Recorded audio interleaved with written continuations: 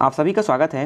इस वीडियो में सामान्य विज्ञान जीके के ऑब्जेक्टिव क्वेश्चन सीरीज का पार्ट 7 देखेंगे। इस वीडियो में जीव विज्ञान के महत्वपूर्ण ऑब्जेक्टिव क्वेश्चन का टॉप 100 ऑब्जेक्टिव क्वेश्चंस का अध्ययन करेंगे। इसके पिछले सभी पार्ट इस चैनल के प्लेलिस्ट से या इस वीडियो के डिस्क्रिप्शन के लिंक से अवश्य देख लीजिए। प्लेलिस्ट में आपको साइंस जीके के नाम से मिल जाएगा। यह आपके आगामी सभी कॉम्पिटिशन एग्जाम्स जिसमें सामान्य विज्ञान के क्वेश्चंस पूछे जाते हैं के लिए अत्यंत महत्वपूर्ण है, तो इसका ध्यानपूर्वक अध्ययन करिए। देखते हैं इस वीडियो का पहला क्वेश्चन। पहला क्वेश्चन है मनुष्य में मुख्य श्वसन अंग क्या है? तो फेफड़ा, ऑप्शन ए इसका सही उत्तर है। दूसरा, दुग्ध प्रोटीन को पचाने वाला एंजाइम है? तो यह है रेनिन, ऑप्शन सी इसका सही उत्तर है। अधिकतम पोषक तत्व रक्त में कहाँ से अवशोषित किए जाते हैं? अधिकतम पोषक तत्व रक्त में कहाँ से अवशोषित किए जाते हैं? तो ये छोटी आंत से, ऑप्शन बी इसका सही उत्तर है। लार में कौन सा एंजाइम पाया जाता है? लार में टायलिन एंजाइम पाया जाता है, ऑप्शन ए इसका सही उत्तर है। पेट में भोजन को पचाने के लिए निम्नलिखित में से किसकी खास आवश्यकता होती है? पेट में भोजन को पचाने के लिए किसकी एंजाइम की खास आवश्यकता होती है? ऑप्शन डी इसका सही उत्तर है। देखते हैं छठवां, मनुष्य मुख से निकली लार किसका पाचन करती है? मुख से निकली लार स्टार्च का पाचन करती है, ऑप्शन सी इसका सही उत्तर है। निम्नलिखित में से किस अम्ल की उपस्थिति मानव पेट में होती है? तो ये हाइड्रोक्लोरिक अम्ल की उपस्थिति मानव पेट में होती है, ऑप्शन सी इसका सही उत्तर है।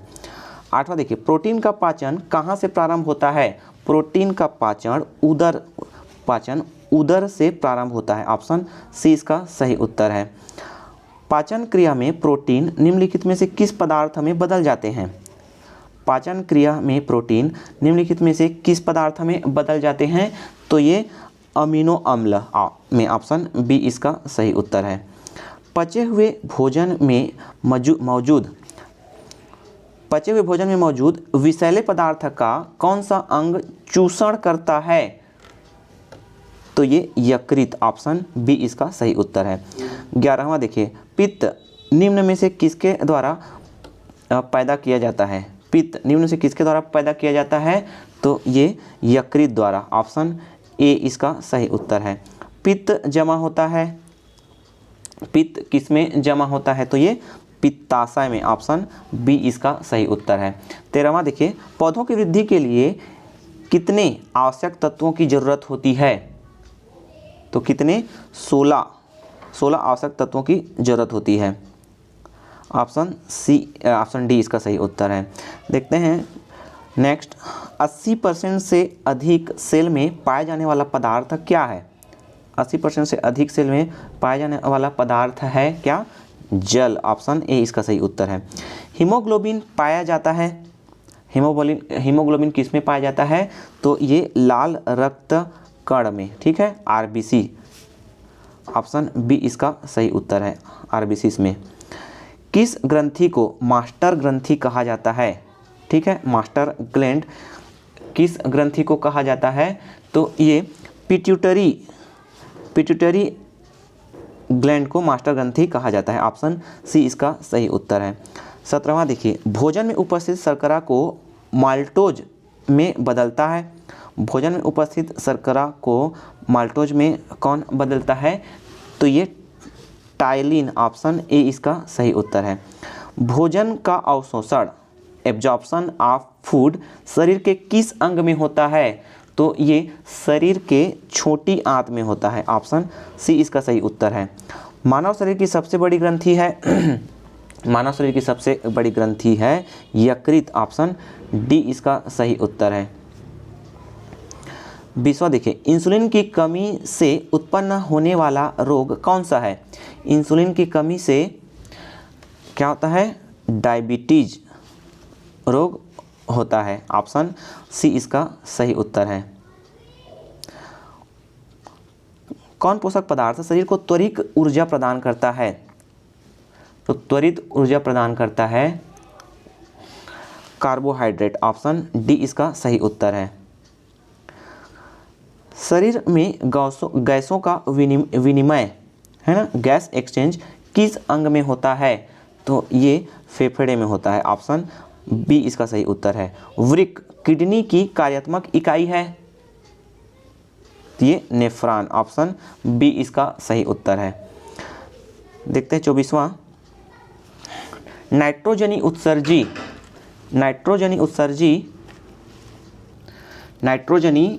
उत्सर्जी पदार्थों में सबसे अधिक मात्रा यूरिया में पाया जाता है। ऑप्शन डी इसका सही उत्तर है।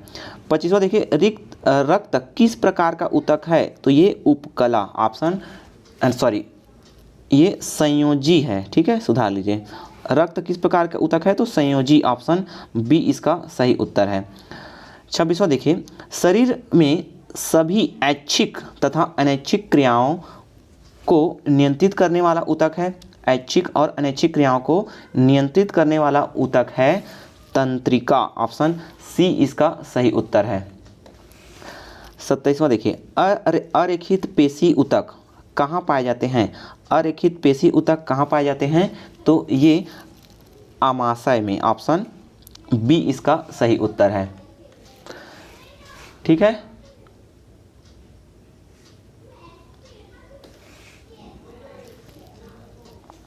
28वां देखिए, संयोजी ऊतक के उदाहरण है। तो लिम्फ है, हड्डियां ये भी है, प्रोटीन भी है। तो ये सभी ऑप्शन डी इसका सही उत्तर हो जाएगा, ठीक है। लिम्फ, हड्डियां, प्रोटीन संयोजी ऊतक के उदाहरण हैं। 29वां देखिए, संकुचनशील ऊतक के नाम से जाना जाता है। संकुचनशील ऊतक के नाम से जाना जाता है पेशी ऊतक। ऑप्शन डी इसका सही उत्तर है।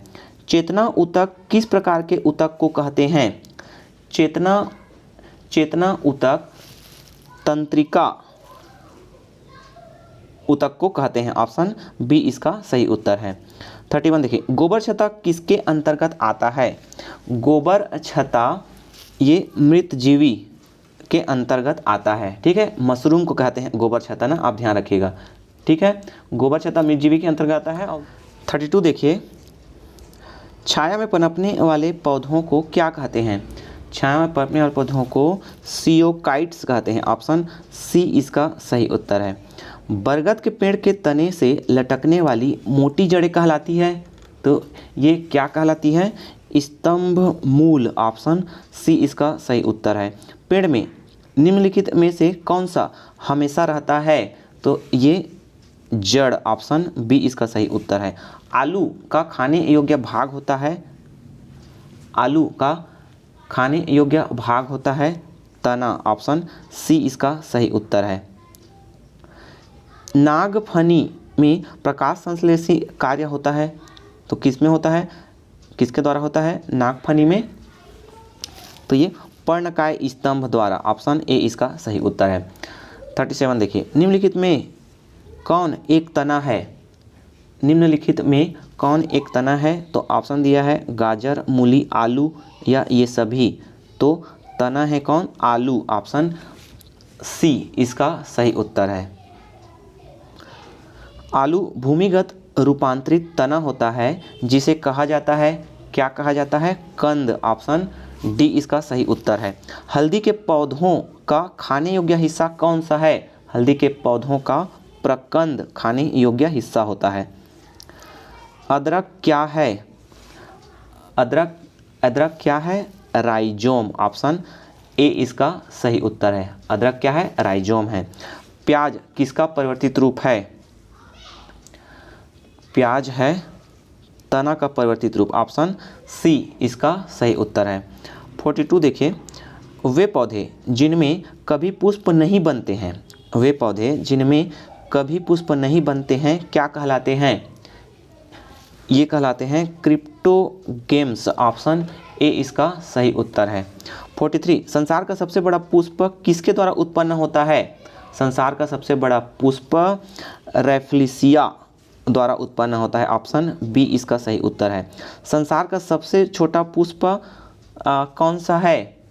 तो ये है वुल्फिया। ऑप्शन ए इसका सही उत्तर है। जीवन चक्र की दृष्टि से पौधे का सबसे महत्वपूर्ण अंग कौन सा है? जीवन चक्र की दृष्टि से सबसे महत्वपूर्ण अंग है पुष्प, ऑप्शन सी इसका सही उत्तर है। कौन एक जीवित जीवाश्म कहलाता है? कौन एक जीवित जीवाश्म कहलाता है? तो जिंकंगे, ऑप्शन जिंकगो, ऑप्शन ए इसका सही उत्तर है।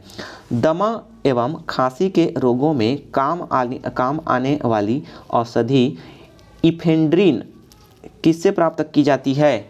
तो ये प्राप्त की जाती है इफेड्रा से, ऑप्शन डी इसका सही उत्तर है, इफेड्रा। संसार का सबसे बड़ा पुष्प कौन सा है?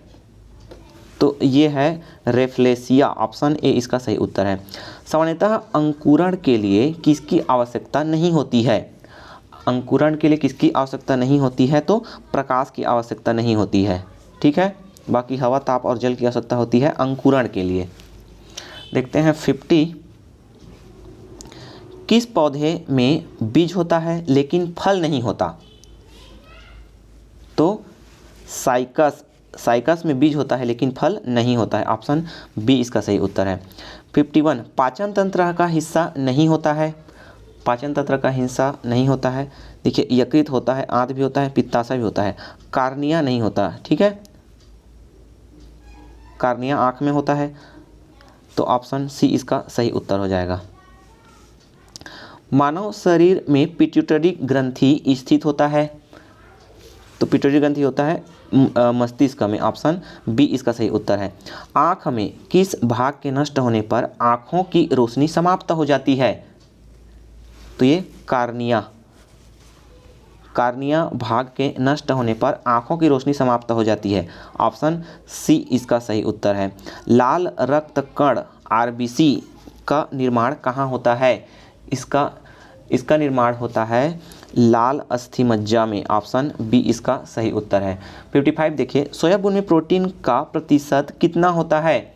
सोयाबीन में प्रोटीन का प्रतिशत होता है 42%, ऑप्शन बी इसका सही उत्तर है। थायमिन क्या है?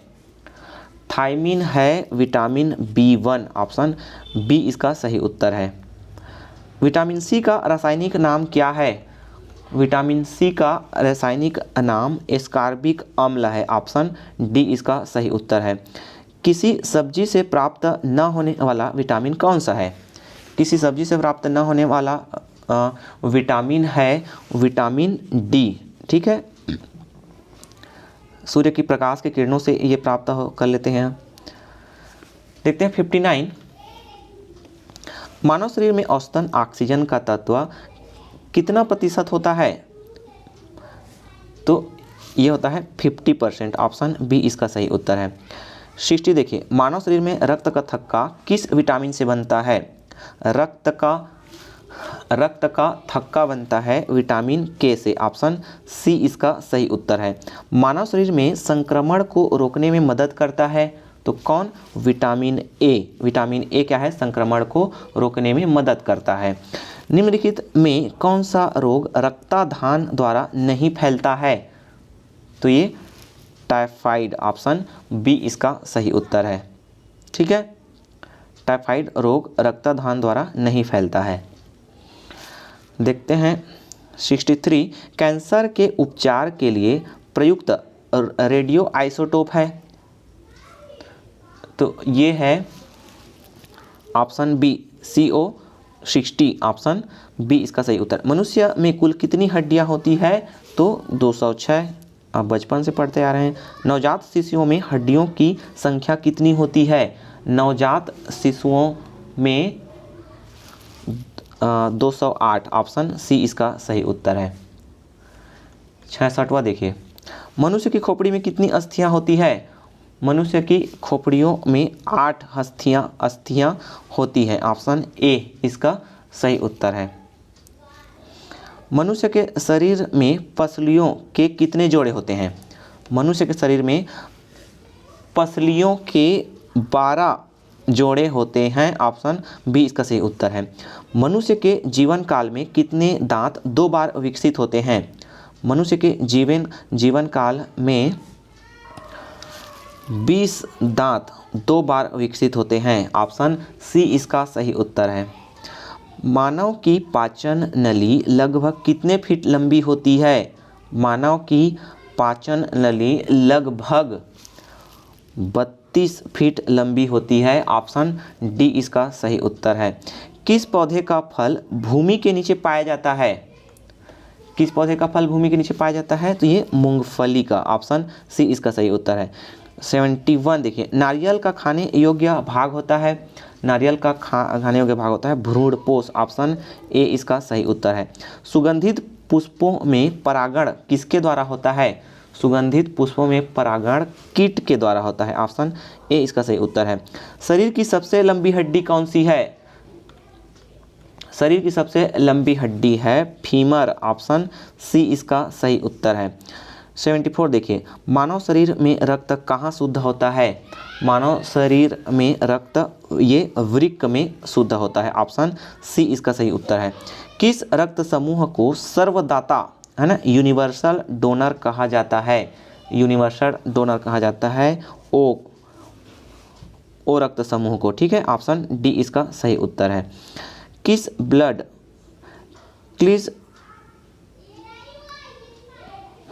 ब्लड ग्रुप को सर्वग्राही कहा जाता है? तो ये AB रक्त समूह को सर्वग्राही यूनिवर्सल एक्सेप्टर कहा जाता है। ऑप्शन सी इसका सही उत्तर है। विटामिन डी का रासायनिक नाम क्या है? विटामिन डी का रासायनिक नाम है कैल्सीफेरॉल। ऑप्शन डी इसका सही उत्तर है।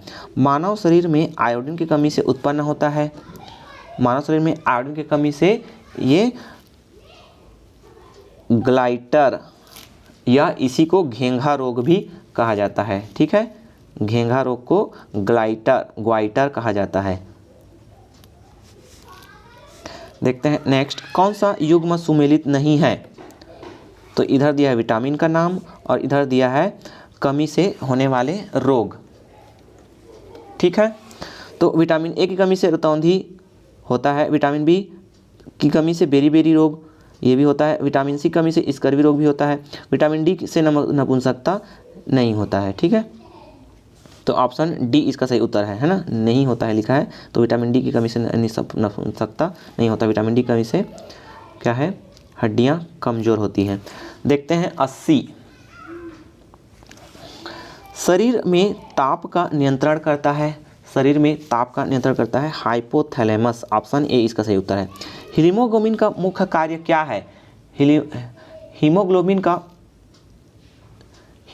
का मुख्य कार्य क्या है?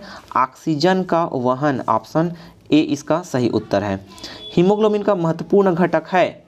हीमोग्लोबिन का महत्वपूर्ण घटक है लोहा। ऑप्शन बी इसका सही उत्तर है। किडनी का मुख्य कार्य है। किडनी का मुख्य कार्य क्या है? शरीर से अपशिष्ट पदार्थों का उत्सर्जन। ऑप्शन ए इसका सही उत्तर है।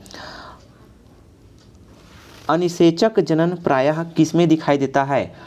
अनिषेचक जनन प्रायः अंगूर में दिखाई देता है। ऑप्शन बी इसका सही उत्तर है। 85 देखिए, तना काट आमतौर पर किसके प्रवर्धन के लिए प्रयोग किया जाता है? तना काट आमतौर पर गन्ने के प्रवर्धन के लिए प्रयोग किया जाता है। ऑप्शन सी इसका सही उत्तर है। निम्नलिखित में से कौन सी फसल मृदा को नाइट्रोजन से भरपूर कर देती है? तो ये मटर क्या है फसल? मृदा को नाइट्रोजन से भरपूर कर देती है। दालचीनी पेड़ के किस भाग से प्राप्त होती है? दालचीनी पेड़ के किस भाग से प्राप्त होती है पूछ रहा है, तो ये छाल से। ऑप्शन सी इसका सही उत्तर है। तारपीन का तेल किससे प्राप्त होता है? तारपीन का तेल चीड़ से प्राप्त होता है। लिटमस प्राप्त होता है लाइकेन से। ऑप्शन डी इसका सही उत्तर है। पौधों में जल का परिवहन किसके द्वारा होता है? पौधों में जल का परिवहन जाइलम के द्वारा होता है। ऑप्शन सी इसका सही उत्तर है। 91 देखिए, भूमि में पौधों की जड़ों के लिए उपलब्ध जल होता है। ये होता है भूमि में पौधों की जड़ों के लिए उपलब्ध जल होता है केशिका जल। ऑप्शन सी इसका सही उत्तर है। पत्तियों की हरिमहीनता किसकी कमी से होता है? तो ये मैंगनीज के। ऑप्शन ए इसका सही उत्तर है। ठीक है, देखते हैं 93 वाष्पोत्सर्जन होता है सभी वायवीय भागों से। ऑप्शन बी इसका सही उत्तर है। वाष्पोत्सर्जन मापी यंत्र कौन सा है? वाष्पोत्सर्जन मापी यंत्र है पोटोमीटर। ऑप्शन बी इसका सही उत्तर है। पौधों में वाष्पोत्सर्जन की क्रिया किस में होती है? पौधों में वाष्पोत्सर्जन की क्रिया किस में होती है?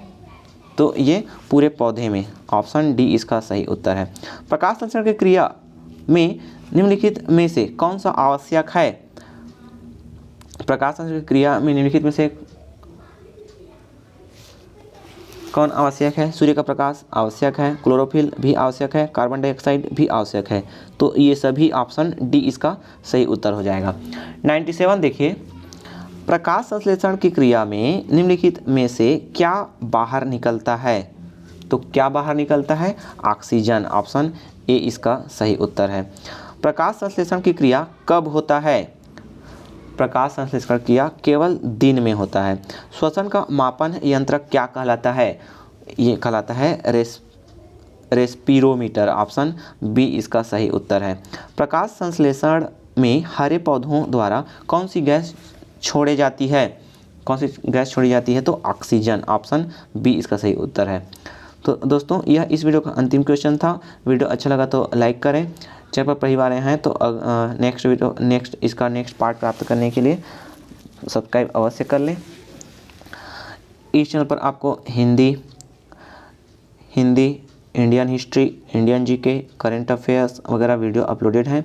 आप इस चैनल के प्लेलिस्ट से जाकर अवश्य अध्ययन कर लीजिए। वीडियो को अंत तक देखने के लिए धन्यवाद।